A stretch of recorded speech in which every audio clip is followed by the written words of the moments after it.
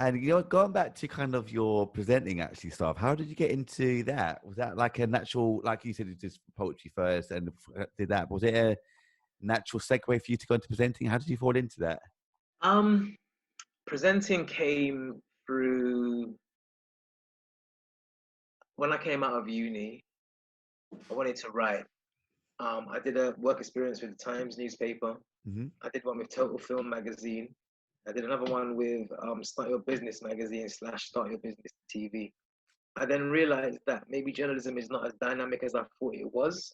It was a Hmm. little bit more staccato, a bit more like kind of rigid in Yeah. terms of what we do. So I started to think about, well, what do you like, Roach? I call myself Roach. Everyone calls me Roach. Like, Yeah. what do you like, Roach? And I was like, do you know what?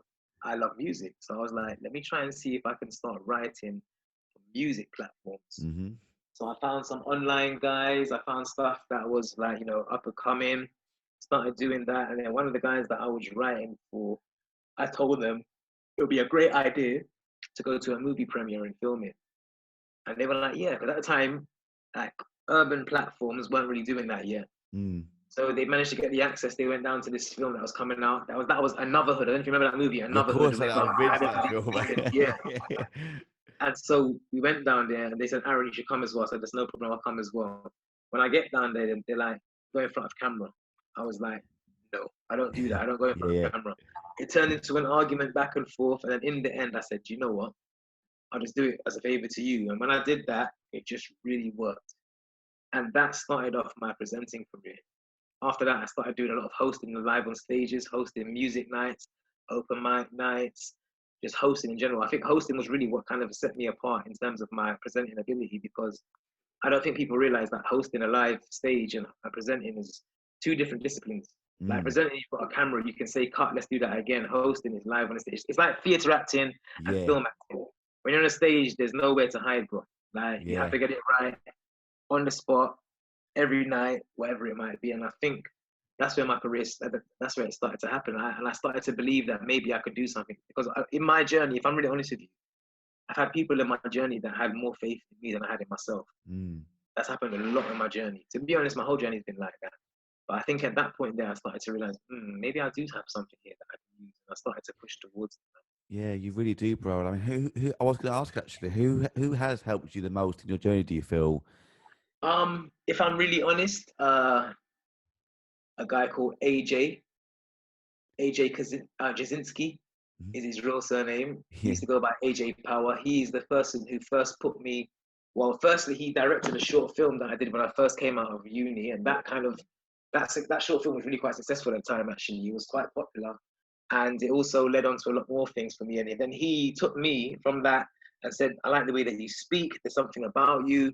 I think we should do like a little news flash that's about music and entertainment." So we started doing that every, like, I think it was Tuesday in Brixton. I would travel all the way to Brixton from Ruislip, where I was working at the time, all the way across the Central Line. Yeah. and and then that is actually what I ended up using as the audition for SPTV. Then See. there were three ladies who decided to start managing me very early in my career, who also did the night that I did call An Evening with Aaron Roach Bridgeman, Marlena, Rianne, and Hanny. Three ladies that said, we want to manage you. And I was like, why the hell would you want to manage me? But they were like, they saw something. They helped me. Another lady called Nicola. Um, what's Nicola's real surname? Nicola's real surname is Murray. Nicola Okay. Murray. Nicola Murray, yeah. Nicola Murray, who now lives in Ireland. She is the person who hired me for a show, an open mic show, and then she loved what I did so much. She actually did the application for SPTV Oh, on my really? behalf. Yeah, on my See. behalf. And then she also, after I won that, she helped she tried to help pushing me by doing like some of my digital stuff. She ran my Instagram page when I first opened it. Oh, Um, really? I wasn't really into all that stuff. I wasn't into the Instagram stuff. Mm. She set up my website. She bought my domain for my website. She did a lot of stuff to help me. And then I have to give it to SPTV and Jamal Edwards. Jamal Edwards has always been an advocate, even up to now. Jamal is an advocate in me. Like he has faith in my ability. He knows what I can do. He's really helped me as well. And then also my friends, man. Like I've had some friends around me in my social circle that have really believed in me and helped me to push on to what I've gone on to do. That's So brilliant, yeah, bro. Yeah, give him a massive shout out to all of them, man, as well. And I want to Yeah, kind of get into SPTV as well, actually. 'Cause obviously I know Jamal as well. yeah. You've done a lot of sort of amazing work with them, like a few of the bits, like such as the Black Cab ride with Ice Cube and Kevin Hart, and those sort of Oh, things as that was well. sick. That That was was sick. sick. But I was watching that again recently, but he's so sick. I mean, how did that come about? Did Jamal reach out to you and say, like, we're doing this interview with these two? Like, do you want to come down and do it with us? Yeah, like basically, how did that one happen actually? I think I think they said, look, we've got Ice Cube and Kevin Hart. I think the cab situation might have been patterned already. And like with what I love about SPTV and why SPTV made me such a great presenter in terms of ideas is that SPTV, when things happen, they'll say like, Aaron, this is happening. You've got to write up whatever it is. No one gave me questions to ask. No one gave me ideas. So I said, okay, cool. I went out. I went to 99p store. I went to other places. I tried to find um, a cube Yeah, or a heart. yeah, So I found this. I found this tin heart shaped yeah. box, Uh-huh. and I called it the heart cube. Yeah, sick. And then inside the heart cube had different quotes and lyrics that they had to try and translate. Questions as well. And like, do you know what I mean? I tried to be creative. I also put on the heart cube, if you look carefully, you can see it's got the Hoodrich sticker. Uh, Hoodrich is now a massive clothing label that so many people know. But yeah, at the time they were still new. But even then I was thinking about how can I help people? So I yeah, put a Hoodrich sticker on it.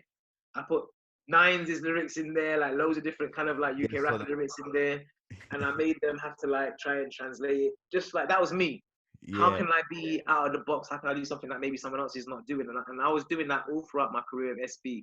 And I thank SB so much because they allowed me to do that. They would never tell me this is what you got to do. They would say, this is what's happening. What are you going to do? And everything that you saw me do on SBTV was all me. bro. That's why I think you're such a. That's why I rate you highly, bro. Because that's like you said, what you do is sick, and not everyone can do it, especially with such mega stars like those two. Like, Oh yeah, you, true. yeah, Yeah, and it can be quite daunting. That's true. yeah. How did you feel then when you like sitting in the cab with such two huge stars? I mean, how did that make you feel, bro? You know, it was the second time that I had met the second time that I had met Kevin Hart. Hmm. So with Kevin, I was a little bit more calm about Ice Cube is a very stern guy. Ice Cube really analyzes you before he will even start to give you any type of opening up. And I could tell that he was doing that to me. I could Yeah, tell that because he wasn't really warm at first, whereas Kevin is always warm. He's always on 10. But then yeah, I feel like, as is right though, I had to kind of earn his respect. And when he see that I knew my shit, and he yeah, knew, and he could see that I'm not some idiot, he yeah. started to kind of warm to man and Sick. things, and that's when it started to get good, and it was like fun and jokes and laughs. Yeah, it was good, man. That's wicked, man. Like I said, it was such a wicked interview, man. Such a sick one. And do you find those sort of scenarios more nerve wracking than others, say like a one-to-one interview, or do you find it was it such a quick thing that you didn't have time to be nervous? You know, I don't find any of them nerve wracking anymore. You know, Hmm. I don't. If I'm really honest with you, I've never found it nerve wracking from the start. The only thing that Really? happened one time was when I met Alicia Keys the first time, I was gonna get and we into were that. bantering because Alicia Keys has got a lot of banter. We were bantering, and then at one point I turned around and looked at her, and I realized, bro, like she is actually so beautiful. Yeah. And so like it threw me for a minute. And I remember my cameraman was like, okay, rolling. I was like, no, I'm not ready yet.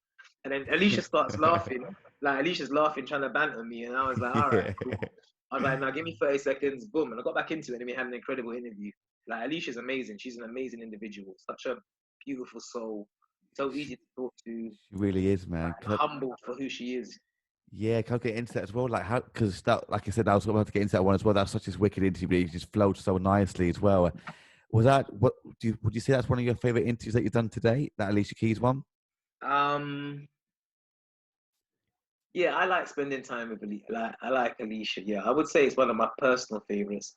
I think one of my most, I think my most entertaining favorites are probably Nikki and Kelly Rowland. I was going to Nikki ask about Minaj Kenny and Rollins. Kelly Rowland. Yeah, I think the one that most impacted me on a personal basis was probably Richard Branson. because I remember Richard Branson just being so insightful and so hungry for more. Like, I remember I asked him like about, you know, how he's doing and where he's living. And I remember he explained to me that he had been in Poland that morning. I think he was in Tokyo yesterday. He's in London now, and he plans to be in New York later. And when I worked it out, I was Damn. like, bro, that's like 4 countries in 4 days. But when he said it really coy, almost like he was embarrassed. Like, you know, he's a very humble person. But then what really impressed me is that even though this guy owns an island, he owns the biggest train company in our country, the biggest airline in our, one of the biggest airlines in our country, he's still so hungry to achieve more. Yeah, He was really transfixed on trying to make us have commercial flights to space. And I was like, it's amazing, like that a man can be this successful, but then yet still be this hungry. And it showed me that I can never get complacent. definitely. Never get complacent. Never get complacent, right? Ever. And would you say that's what you're most insightful and most knowledgeable into that you've done with Richard Branson? Yeah, the thing is, it was actually really, really short, but it was just analyzing him and what he was saying and how he places still so much enthusiasm and optimism and motivation and hunger into what he's doing. I was just really impressed, but also shocked by that, because you think Yeah. when a man has so much, you think to yourself that he might be a bit more content, Hmm. but he's just still so motivated to do more. It just really impacted me on a personal Yeah, level. definitely, bro. He's someone I looked up to for so long as well, bro. Richard Branson, and for you to actually talk to him and learn Yeah, from bro. someone like that is, bro. That's so sick, I'm man. thankful.